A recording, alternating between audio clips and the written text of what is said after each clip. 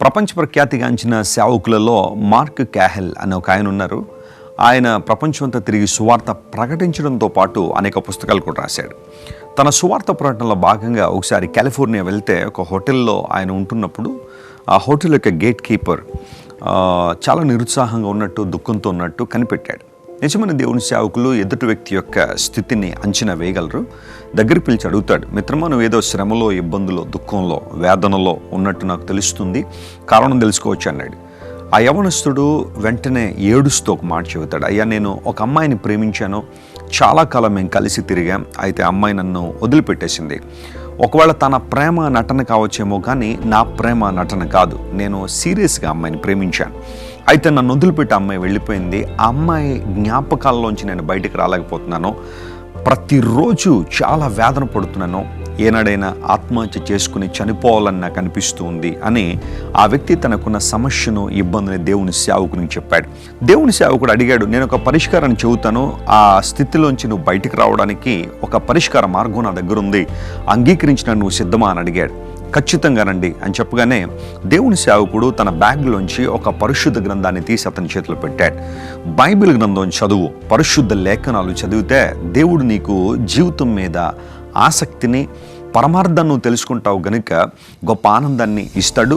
ప్రతిరోజు నువ్వు బైబిల్ చదువు. ఖచ్చితంగా నేను చెబుతున్నాను, నీవు మనస్ఫూర్తిగా బైబిల్ చదివితే దీనిలోంచి నువ్వు బయటకు వస్తావు, సమగ్రమైన జీవితాన్ని జీవిస్తావని దేవుని సేవకుడు అతనికి పరిశుద్ధ గ్రంథాన్ని ఇచ్చి ఆ ప్రాంతం నుండి వెళ్ళిపోయాడు.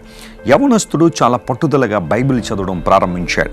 ఆదికాండం మొదలుకొని ప్రకటన గ్రంథం వరకు బైబిల్ని తన కోసం చదవడం ప్రారంభించాడు. దేవుడు తనతో మాట్లాడాలన్న ఆశతో చదవడం ప్రారంభించాడు. పరిశుద్ధ గ్రంథం సజీవమైన దేవుని వాక్కు గనుక కష్టంలో, ఇబ్బందులో, వేదనలో ఉన్న అతనికి గొప్ప ఆదరణ, ధైర్యాన్ని ఇచ్చింది. ప్రభునందు ప్రియ దేవుని బిడ్డలారా, మీ జీవితంలో కూడా ఏదైనా సమస్యలో ఉన్నారా, ఇబ్బందులో ఉన్నారా?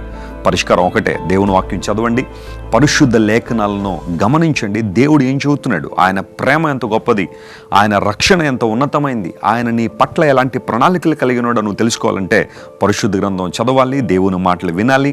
విన్న మాటలు, చదివిన మాటలు జీవితానికి అన్వయించుకుంటే ఖచ్చితంగా నీ జీవితంలో ఆశీర్వాదాన్ని చూస్తావని దేవుని సేవకునిగా మీకు తెలియజేస్తున్నాను.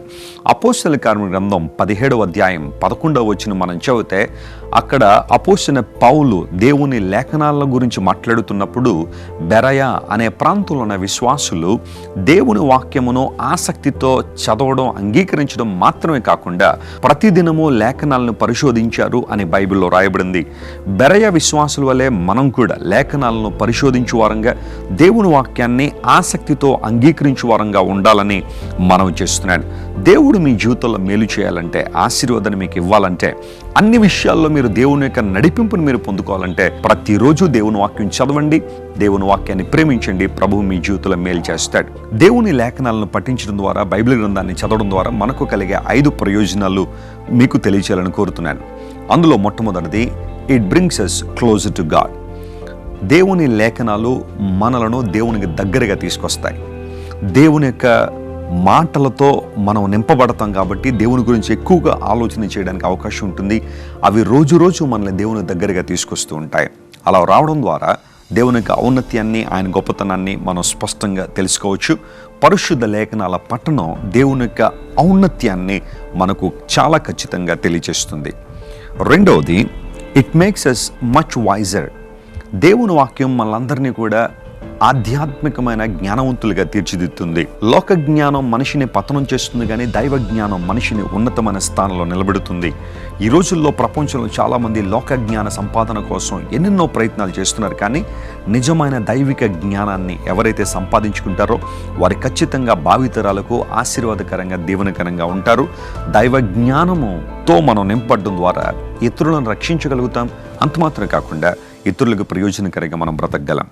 మూడవది, it helps us overcome sin and temptation. దేవుని వాక్యం చదవడం ద్వారా పాపాన్ని, పాప సంబంధమైన ఆలోచనలను, తలంపులను, శోధనలను ఖచ్చితంగా మనం జయించవచ్చు.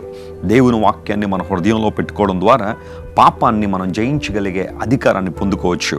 నిజమే, ఈ లోకంలో పాపము భయంకరంగా పెరిగిపోతున్న రోజుల్లో ఒక వ్యక్తి పవిత్రంగా జీవించాలంటే, పరిశుద్ధంగా బ్రతకాలంటే దేవుని వాక్యాన్ని అనుదినం పఠించాలి, దేవుని వాక్య ప్రకారం జీవించాలి. అప్పుడు పాపాన్ని, మన మీదకి వచ్చే శోధనలను జయించగలిగే శక్తి సామర్థ్యాలు దేవుడు మనకు ప్రసాదిస్తాడు. 4వది, it gives us peace of mind. దేవుని వాక్యం మనందరికీ మనశ్శాంతిని, హృదయ శాంతిని అందిస్తాయి. లేఖనాలు దేవునివి కాబట్టి దేవుడు సమాధానకర్త గనుక, ఆయన శాంతి దాత గనుక, ఆయన మాటలు చదివిన ప్రతిసారి మన మనసులో ఉన్న వ్యర్థమైన అనుభవాలు, ఆలోచనలు అన్ని ప్రక్కకు తొలగి దేవుని శాంతితో మన హృదయాలు నింపబడతాయి, మన మనస్సు నింపబడుతుంది కనుక ఖచ్చితంగా దేవుని శాంతిని మనం అనుభవిస్తాం.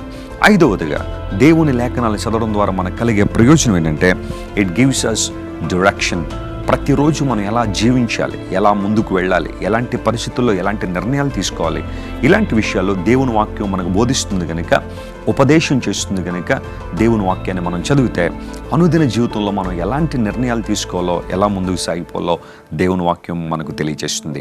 ఈ 5 విషయాలను మీ మనసులో పెట్టుకోండి. ప్రతిరోజు బైబిల్ చదవండి, పరిశుద్ధ గ్రంథం చదవండి. మీది ఏ మతమైనా, ఏ కులమైనా, ఏ ప్రాంతమైనా బైబిల్ చదవడం మర్చిపోవద్దు. పరిశుద్ధ గ్రంథం, దైవ లేఖనము దేవుడు మనుష్య జాతికి ఇచ్చిన గొప్ప బహుమానం కనుక ప్రతిరోజు బైబిల్ చదువుదాం, ఆధ్యాత్మిక దీవెనలు పొందుకుందాం. God bless you.